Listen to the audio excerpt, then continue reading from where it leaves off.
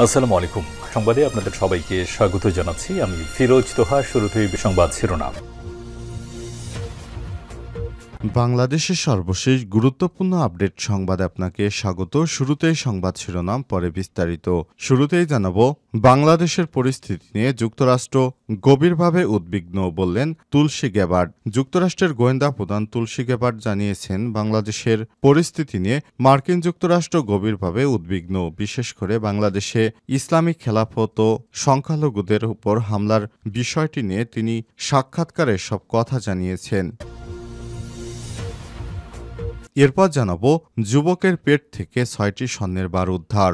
ঝিনাইদহের মহেশপুরে 58 বিজিবি ব্যাটালিয়নের অভিযানে এক যুবকের পেট থেকে 6টি স্বর্ণের বার উদ্ধার করা হয়েছে। সোমবার বিকেলে এসব বার উদ্ধার করা হয়। এদিকে লালমনিরহাটে পিস্তল ও গুলিসহ 3 জন আটক। লালমনিরহাটে পিস্তল ও গুলি মাদকসহ 3 জনকে আটক করেছে পুলিশের সদস্যরা। আজ লালমনিরহাট সদর উপজেলার কোলাহাট ইউনিয়নের সাকোয়া টিকটিকি মোড় এলাকায় একটি মাইক্রোবাসে তল্লাশি করে অস্ত্র ও গুলিসহ 3 জনকে গ্রেপ্তার করা হয়। এবারে জানাবো, বালু তোলা নিয়ে সংঘর্ষ, যুবক নিহত, গুলিবিদ্ধ এক। ময়মনসিংহের গফরগাঁও উপজেলায় পাগলা থানা এলাকায় বালু তোলা নিয়ে 2 গ্রুপের মধ্যে ব্যাপক সংঘর্ষে মেহেদী হাসান রকি 25 নামে এক যুবক নিহত হয়েছেন। গত রাত 10টার দিকে পাগলা থানা এলাকায় তল্লি গ্রামে এই ঘটনা ঘটে। এদিকে নারায়ণগঞ্জের সোনারগাঁও থেকে অপহরণকৃত মাদ্রাসা ছাত্র রায়ানকে উদ্ধার ও অপহরণকারীকে আটক করেছে পুলিশ। একই সঙ্গে অপহরণকারী আল আমিন 20কে আটক করা হয়েছে। আজ টাঙ্গাইলের রেল স্টেশন থেকে ওই পাচারকারীকে আটক করা হয়।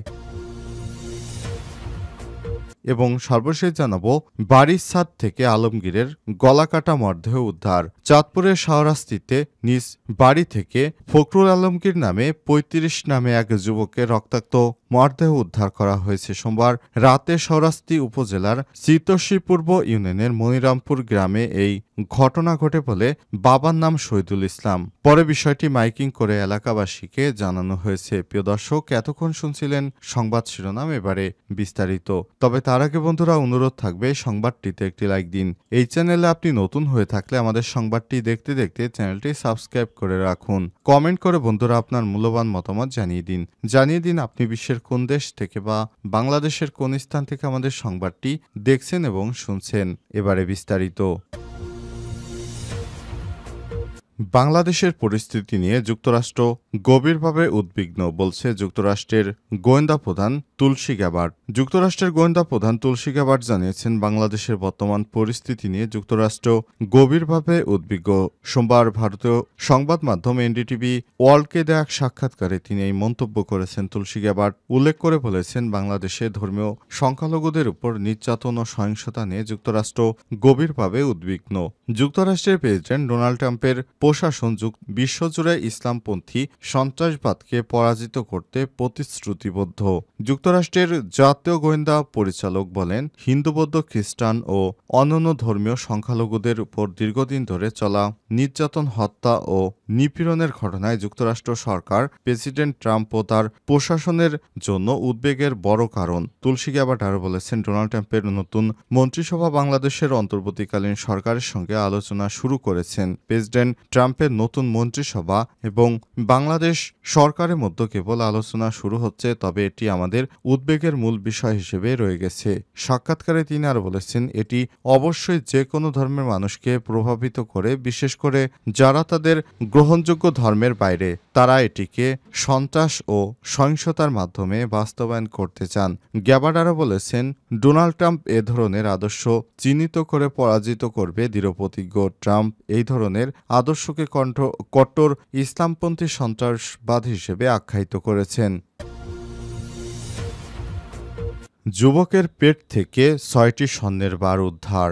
ঝিনাইদহের মহেশপুরে ৫৮ বিজিবি ব্যাটালিয়নের অভিযানে এক যুবকের মলদার থেকে ৬টি স্বর্ণের বার উদ্ধার করা হয়েছে। সোমবার ১৭ মার্চ বিকেলে এসব বার উদ্ধার করা হয়। যুবকের নাম রাজ রকি, বয়স ৩২। তিনি চুয়াডাঙ্গার জীবননগর থানার গয়েশপুর গ্রামে রেজাউল হক লিটনের ছেলে। বিজিবির মহেশপুর ব্যাটালিয়নের সহকারী পরিচালক মোহাম্মদ সাইফুল ইসলাম জানান, অভিযান চালে আটকের পর রকিকে জীবননগর বিওপি ক্যাম্পে নেওয়া হয়েছে। সেখানে জিজ্ঞাসাবাদের এক পর্যায়ে তাকে মলত্যাগ করানো হলে পেট থেকে ২টি পোটলা বেরিয়ে আসে। ওই পোটলা খুলে ৬টি স্বর্ণের বার পাওয়া যায়। পরে উদ্ধারকৃত স্বর্ণের বার পরীক্ষা নিরীক্ষা শেষে আদালতের মাধ্যমে সরকারি কোষাগারে জমা দেওয়া হয়েছে। মহেশপুর ব্যাটালিয়নের অধিনায়ক লেফটেন্যান্ট কর্নেল রফিকুল আলম জানান, স্বর্ণ ও মাদক চোরাচালান রোধে বিজিবি সব সময় তৎপর রয়েছে। চোরা কারবারিরা যে কৌশল অবলম্বন করুক না কেন, বিজিবির চৌকস সদস্যরা তাদের ধরে ফেলতে সক্ষম। যে ধরনের অপরাধ সংগঠিত করুক না কেন, তাদেরকে ধরতে সবসময় বদ্ধপরিকর বিজিবির সদস্যরা সবসময় দেশের প্রতি দায়িত্বশীল। আর এই দায়িত্বশীলতার জায়গা থেকেই তারা এদেরকে গ্রেপ্তার করতে সমর্থ হয়েছে। লালমনিরহাটে পিস্তল ও গুলিসহ ৩ জন গ্রেপ্তার। লালমনিরহাটে পিস্তল ও গুলি, মাদকদ্রব্যসহ ৩ জনকে গ্রেপ্তার করেছে পুলিশ। সোমবার ১৭ মার্চ লালমনিরহাট সদর উপজেলার কোলাঘাট ইউনিয়নের সাকোয়া টিকটিকি মোড়ে একটি মাইক্রোবাসে তল্লাশি করে অস্ত্র, গুলি, মাদকদ্রব্যসহ তাদের গ্রেপ্তার করা হয়। সোমবার এই তথ্য নিশ্চিত করেছেন লালমনিরহাট সদর থানার officer in charge OC Mohammad Nurnabi. আটককৃতরা হলেন ঢাকার ধামরাই থানার বাংলা এলাকার নওশের আলীর ছেলে জুয়েল ইসলাম ২৮, ছোট সাকরাইল এলাকায় সরেদব হালদারের ছেলে লিটন সর্দার ২৭ ও মানিকগঞ্জের শিবালয় থানার খলিশা এলাকার আব্দুল আজিজের ছেলে আসলাম মিয়া ৩৫। পুলিশ জানায়, অস্ত্র, গুলি, মাদকসহ ৩ ব্যক্তি কুড়িগ্রামের ফুলবাড়ী উপজেলার সীমান্তবর্তী গ্রাম থেকে মাইক্রোবাসে আসছিলেন। তারা কোলাঘাট বড়বাড়ির সড়কে গিয়ে ঢাকায় যাওয়ার কথা ছিল। গোপন সংবাদের ভিত্তিতে পুলিশ সাকোয়া টিকটিকি এলাকায় অবস্থান নিয়ে মাইক্রোবাসটি আটক করে পরে তল্লাশি চালায়। সময় পিস্তল, গুলি ও মাদকদ্রব্য উদ্ধার করা হয়। লালমনিরহাট সদর থানার পুলিশ পরিদর্শক তদন্ত বাদল কুমার মণ্ডল জানান, আটককৃতদের জিজ্ঞাসাবাদ চলছে। তারা কোথায়, কার কাছ থেকে পিস্তল ও গুলি, মাদকদ্রব্য নিয়েছেন সে ব্যাপারে এখনও জানা যায়নি। তাদের বিরুদ্ধে আইনি ব্যবস্থা প্রক্রিয়াধীন রয়েছে। তাদেরকে জিজ্ঞাসাবাদ করা হচ্ছে। বিষয়টি নিয়ে বিস্তারিত জানানো হবে আগামীকাল।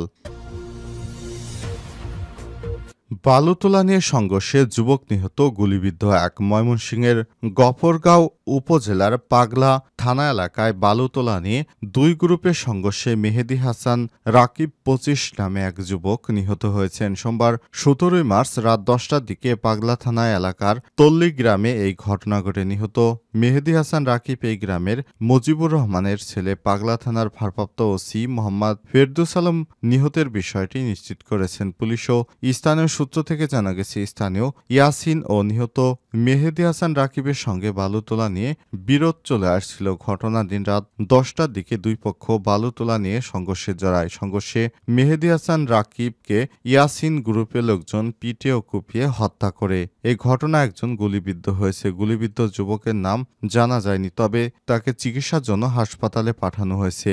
ওসি মোহাম্মদ ফেরদৌস আলম জানান, খবর পেয়ে ঘটনাস্থলে গিয়ে পরিস্থিতি নিয়ন্ত্রণে আনা হয়। মরদেহ উদ্ধার করা হয়েছে।